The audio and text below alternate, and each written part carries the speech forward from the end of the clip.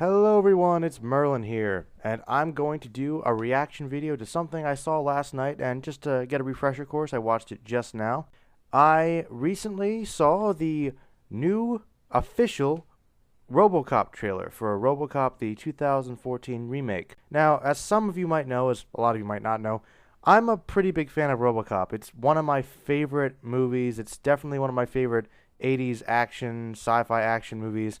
I really think it's just a really fantastic, well-made film. It's a lot of fun. It's really defined by a lot of its great one-liners, a lot of its epic scenes. It had really good cinematography, great music, pretty good writing and character development, very memorable characters, a lot of really intense graphic violence that you really don't see that much, and of course all of it was practical effects. So it's really like one of my favorite movies, childhood movies, and it still holds up really well today. So naturally, as Hollywood often does with a lucrative franchise with a decent fan base, they decided they want to remake it. And we've been hearing about this for a couple years. We knew this was in development. We knew it was coming. When the pictures for the suit came out, a lot of people raged. It really looked like they were just ripping off the Christopher Nolan Dark Knight Batman suit. Like, it really looked exactly like it. It just doesn't really look bulky or sleek or the right tinted color. It just doesn't look that much like RoboCop. Perhaps even more importantly, RoboCop was originally an R-rated film. It was a pretty graphic film with a lot of mature themes, a lot of cursing, a lot of violence. It was certainly a film not made for kids.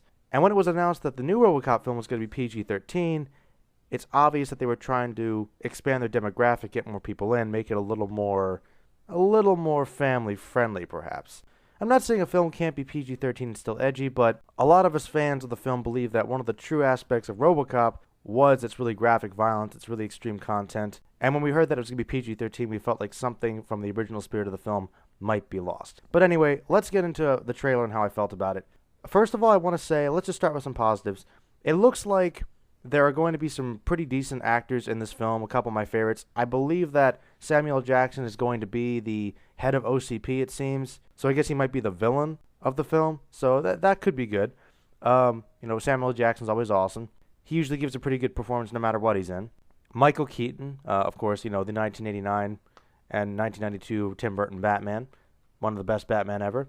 Michael Keaton, he's a great actor. He's going to be in it. He's going to play the guy that developed RoboCop's technology, I believe. So he looks like he usually gives a pretty decent performance.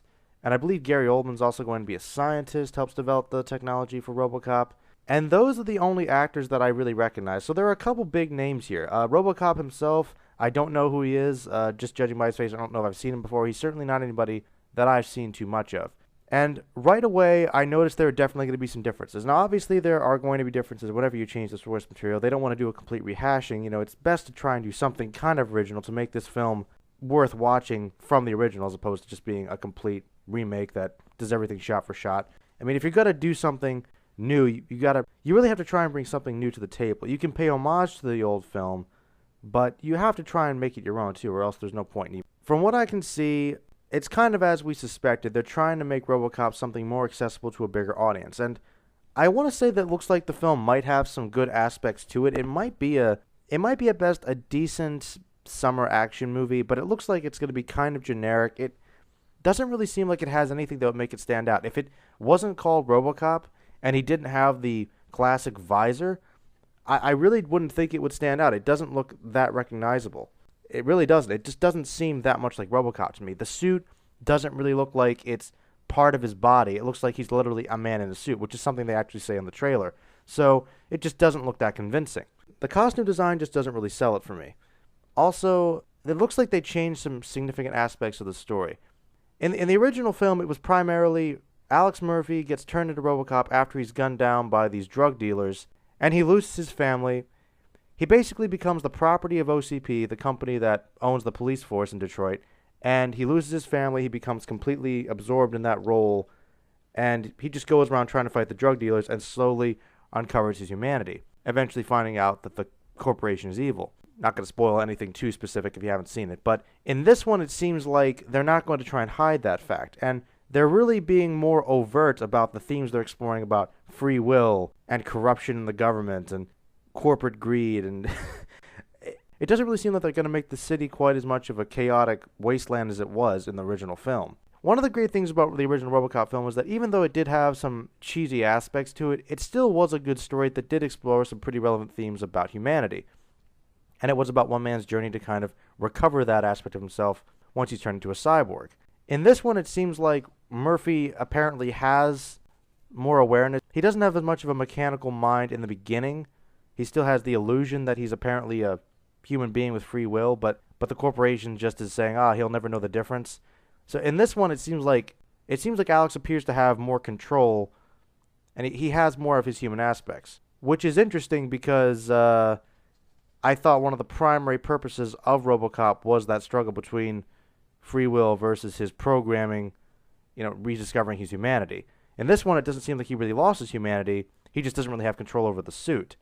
And another interesting thing that I'm not entirely sure how I feel about, in the original film, we don't really see a whole lot of Alex's family. We just get glimpses, and we don't really get more of that explored until the second movie in RoboCop 2, in which he tries to deal with being RoboCop while still having the memories of his family prevalent.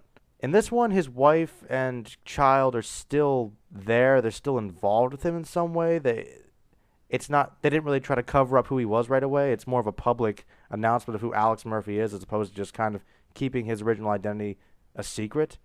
So there are definitely some differences in this film, which I'm not completely against, but I don't know. It seems like there are some definite story elements that have been taken out. Like in this one, instead of getting gunned down violently, probably one of the most memorable scenes in the movie, he just gets killed by a car bomb. I don't know. It just doesn't seem to have the same amount of punch to me. I mean, I guess we won't really be able to see until we actually watch the film, but I can already tell this one definitely seems like it takes less risks. It's less subtle, oddly enough, and it's less edgy. I think it's more generic. It's more safe. I mean, I think at best we might get a decent popcorn movie, but like I said, I'm not sure how much RoboCop it really is going to be. Though, in all honesty, they did have him say, "Dead or alive, you're coming with me," one of his famous catchphrases, which was cool. We did see something that looks like the Ed 209 robot. It, of course, looks a little more like something out of District 9. It's a little more gritty. I mean, I like the design of it, but I still like the original design of Ed 209 from the original film. Overall, I don't know how I feel about it. It looks like it has some potential. I'm not saying it doesn't have something, but the main story does seem like it's been changed, and I don't know for the better.